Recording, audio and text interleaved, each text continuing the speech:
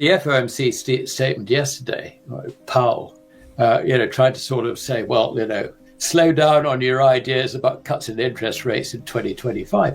I mean, for goodness sake, I've been telling people that, bond yields are going to rise. Now, what the Fed does with that, is a separate question. But bond yields are going higher, and they're going to go a lot higher. And, we're beginning to see them break out on the upside again. I mean, certainly, if you look at sterling rates, you've got a double whammy there because you look at the chart of the long gilts and they are soaring. The yield is soaring, which means that the price is collapsing. And sterling is also in a very, very sickly position. That is going down south. And I think it won't be terribly long before we see it back down to, well, there'll be a bit of consolidation at 120 to the dollar, then 110. Then I really think, unless this government changes hugely, I think actually does lie in the Asian hegemons and the Shanghai Cooperation Organization and BRICS and so on and so forth. There is a whole world there which is actually larger than ours, certainly on a purchasing power parity basis and also in terms of population, which is going to thrive. I mean, you've got an industrial revolution which is happening throughout everybody associated with that, which is why so many countries want to be involved with it. But of course, at the same time, they're frightened of what we might do to them, like call in their debts or regime change or whatever how we traditionally manage these countries. So you can see that we're at a sort of bifurcation, if you like. The world is split very definitely into two, but it's going to be quieter on the BRICS side, I think, in 2025 than in 2024. There's a lot of noise going on about, a new trade-backed currency, and Russia had something like 220 meetings for BRICS countries and also those intending to join BRICS all around Russia. I mean, this is very, very active. So I think that's going to dampen down a bit now. In terms of other geopolitical factors, I think that we are looking at trade, which is now going to trade tariffs are going to be the big problem, I think, in 2025, assuming that Trump means what he says, that trade is the most beautiful word. And assuming that Scott Bessent is nominated Treasury Secretary, doesn't actually sort of stamp on that. I mean, this is actually another point. I mean, in the past, when you look at Smoot-Hawley, for example, Smoot-Hawley was passed by Congress, Senate, and then signed into law by President Hoover in early 1930. As we delve into the intricacies of geopolitics and economics, one thing becomes strikingly clear. A tectonic shift is underway. Alasdair Macleod's insights bring to light an emerging bifurcation in the global financial system, driven by the East's ascension and the West's faltering hegemony. This isn't just an academic observation, it's a roadmap for how gold and silver will play pivotal roles in reshaping the monetary landscape. The BRICS nations, Brazil, Russia, India, China, and South Africa, and their associated networks like the Shanghai Cooperation Organization, SCO, represent a massive bloc, both in terms of population and purchasing power parity, PPP. Together, they are crafting a new economic order, less reliant on the US dollar and more aligned with their collective interests. The Industrial Revolution of the East, countries within the BRICS network are undergoing rapid industrialization, similar to what the West experienced in the 19th century. This industrial boom is not only driving growth, but also fostering resilience against external economic pressures, particularly those from Western sanctions or trade restrictions. Membership expansion. In 2024, Russia's presidency of BRICS saw over 200 meetings involving current and prospective members. While 2025 may see a quieter BRICS stage due to Brazil's leadership, the groundwork laid in previous years ensures that this bloc remains a potent force. Their creation of an associate membership allows for a structured integration of new members, ensuring the bloc's expansion is strategic rather than haphazard. For decades, the US dollar reigned supreme as the world's reserve currency. But as Macleod points out, this dominance is waning. The BRICS nations, while not outright rejecting the dollar, are gradually reducing their reliance on it. The evolutionary process of de-dollarization. The idea of immediately replacing the dollar with a gold-backed trade settlement currency has been shelved for now, largely due to resistance from key BRICS members like India. However, incremental steps toward reducing dollar dependency continue unabated. Gold is the cornerstone. Central banks in BRICS nations are aggressively accumulating gold. Why? Because gold represents stability in an increasingly volatile fiat currency system. Even India, historically anti-gold, has pivoted toward accumulation out of necessity rather than choice. Macleod anticipates trade tariffs becoming a central issue in 2025, particularly between the US and China. If Donald Trump regains office and appoints Scott Bessent as Treasury Secretary, we can expect a more aggressive stance on trade. This could further strain US-China relations and push more countries toward the BRICS bloc, seeking refuge from Western economic coercion. The parallels between today's geopolitical climate and the aftermath of the Smoot-Hawley Tariff Act of 1930 are striking. Back then, protectionist policies exacerbated the Great Depression. Today, a similar approach risks isolating the US while bolstering the cohesion of BRICS nations. As trade relations deteriorate, gold and silver emerge as safe havens, shielding investors from the fallout of protectionist policies. Gold has always been more than just a metal. It's a barometer of economic health. As Macleod notes, the aggressive gold accumulation by BRICS central banks signifies their lack of faith in the current fiat system. This isn't just a hedge against inflation. It's a strategic move to prepare for a post-dollar world. China and India. These two nations are at the forefront of the gold rush. In China, both the government and citizens are turning to gold as a hedge against yuan devaluation. Meanwhile, India's central bank is amassing gold, despite the government's historical disdain for the metal. A silent revolution. Unlike the fanfare surrounding cryptocurrencies or tech stocks, gold's resurgence is happening quietly.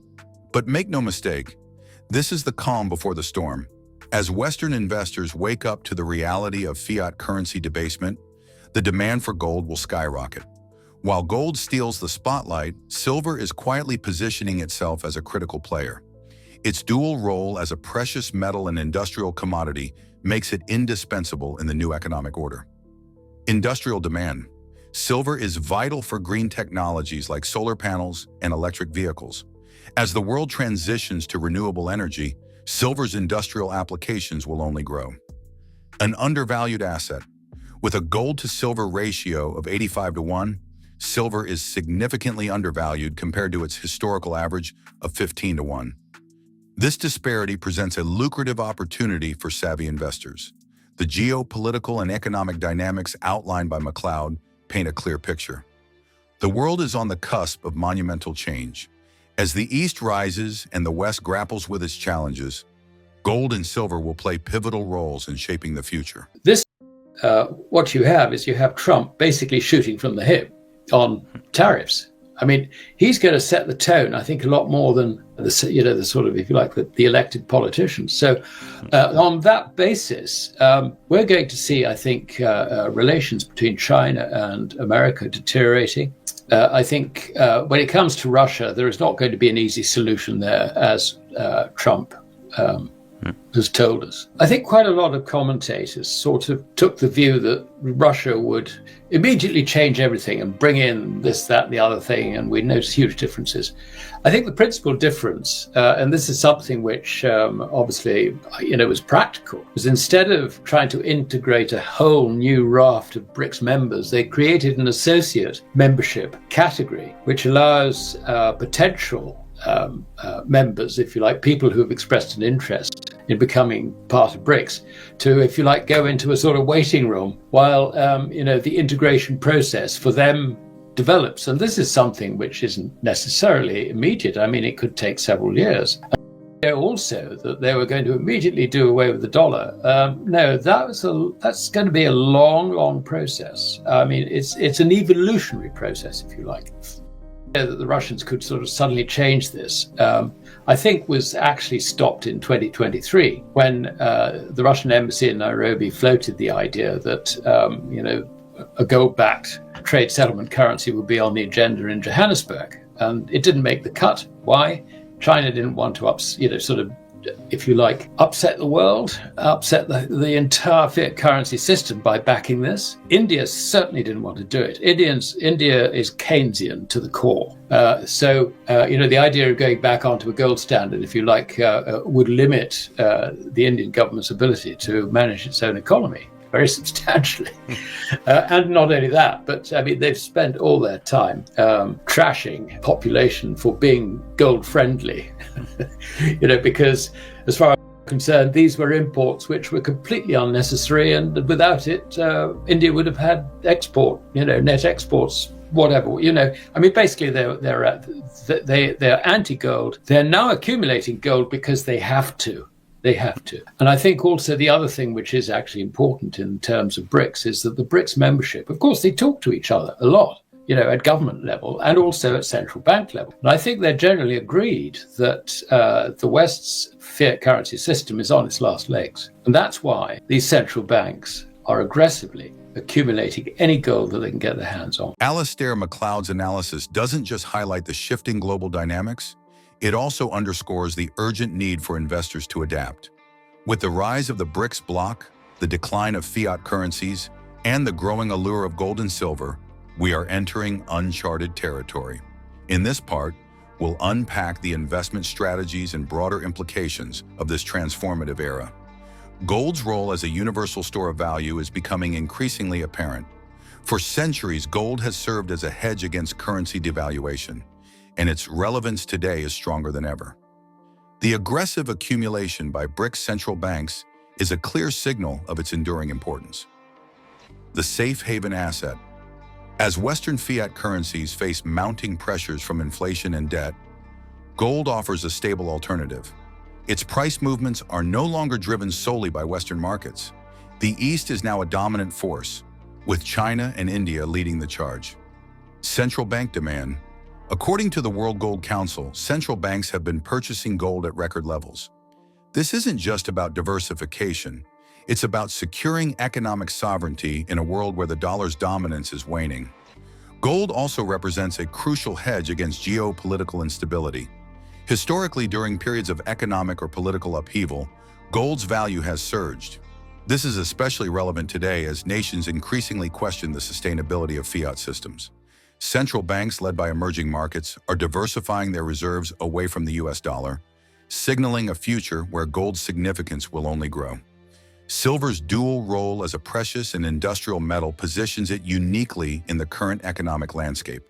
Its applications in green technology, electronics, and medical fields are driving unprecedented demand. Industrial applications. With over 10,000 uses, silver is indispensable in sectors ranging from renewable energy to electronics. Solar panels alone account for a significant portion of global silver consumption, and this demand is only set to grow. Investment opportunity. The gold-to-silver ratio, currently at 85:1, signals that silver is undervalued. Historically, this ratio has been closer to 15:1, suggesting significant upside potential. Silver's value is also boosted by its role in emerging technologies. From the 5G revolution to electric vehicles, silver's conductivity and durability make it a cornerstone of innovation. For forward-thinking investors, silver offers not just a hedge against inflation, but also exposure to technological advancements. The BRICS nations aren't just accumulating gold, they're actively working to reduce their reliance on the US dollar. While a gold-backed trade settlement currency isn't imminent, the shift away from dollar-dominated trade is accelerating. Incremental de-dollarization. Countries within the BRICS bloc are increasingly conducting trade in their local currencies or using gold as a settlement mechanism. This trend undermines the dollar's role as the global reserve currency. The role of gold. Gold is emerging as a universal medium of exchange, particularly in Asia. The Shanghai Gold Exchange is a testament to China's efforts to dominate the gold market and establish its currency as a viable alternative to the dollar. The de-dollarization trend is not merely symbolic, it reflects a tectonic shift in global finance. Nations are hedging against the risks of dollar dependency, and gold is the ultimate insurance policy in this evolving landscape. As trust in fiat systems erodes, the allure of tangible, universally accepted assets like gold becomes undeniable. The supply side of the equation is equally important. As Keith Neumeyer highlighted, the mining industry faces significant challenges, from declining ore grades to long lead times for new projects. Underinvestment in exploration. The scars of the 2011 commodities crash have left mining companies hesitant to invest in new projects. This has resulted in a stagnant supply even as demand surges. Triple-digit silver prices. For the mining sector to ramp up production, silver prices need to rise significantly. Sustained triple-digit prices would incentivize the necessary investments in exploration and development. The mining sector's struggles underscore the urgency for higher prices to unlock new supplies. However, this also creates a lucrative opportunity for investors who position themselves early in quality mining stocks. As the supply-demand imbalance worsens, these companies stand to benefit disproportionately.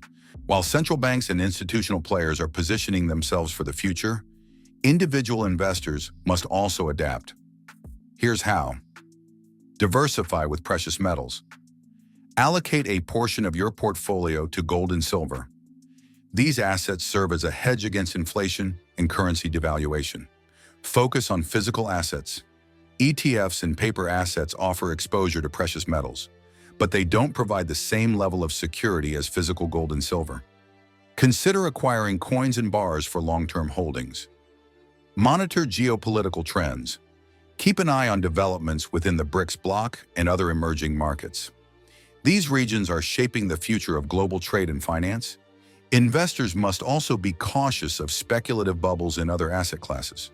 Cryptocurrencies, while innovative, lack the intrinsic value of precious metals. By prioritizing assets with proven resilience, such as gold and silver, investors can navigate economic turbulence with confidence. Western investors who dismiss the significance of these trends do so at their peril. The East is not only accumulating gold, but also fostering an economic environment that prioritizes tangible assets over fiat currencies. Ignoring this shift could mean missing out on one of the most significant wealth preservation opportunities of our time. The Bitcoin distraction. While cryptocurrencies like Bitcoin have garnered significant attention, they lack the intrinsic value and historical stability of gold. As Macleod aptly points out, gold is a proven store of value, whereas Bitcoin remains speculative. Sentiment versus fundamentals. The current bearish sentiment around gold and silver in the West contrasts sharply with their robust fundamentals. This disconnect presents a unique buying opportunity for informed investors. The psychological barrier against gold in Western markets contrasts starkly with its enthusiastic adoption in the East. As this sentiment shifts, the resulting influx of capital into precious metals could create explosive price movements, rewarding those who act early. Geopolitics will continue to play a pivotal role in shaping the future of gold and silver markets. Trade wars, sanctions, and other forms of economic coercion will drive countries toward alternatives to the dollar. U.S.-China relations. As trade tensions escalate, China's focus on building gold reserves underscores its strategy to insulate itself from dollar volatility. Russia's gold strategy. Despite sanctions, Russia has been steadily increasing its gold reserves. This move aligns with its broader strategy to reduce reliance on Western financial systems. Geopolitical events act as catalysts for gold's ascent, often triggering rapid price increases. Savvy investors should anticipate these developments and position themselves accordingly to capitalize on market movements. The dynamics outlined above point to a clear conclusion. The future of gold and silver is bright. Persistent demand, constrained supply, and geopolitical shifts create a perfect storm for price appreciation. Gold's role as a reserve asset. Central banks will continue to view gold as a cornerstone of monetary stability. Its price trajectory reflects its growing importance in a multipolar world.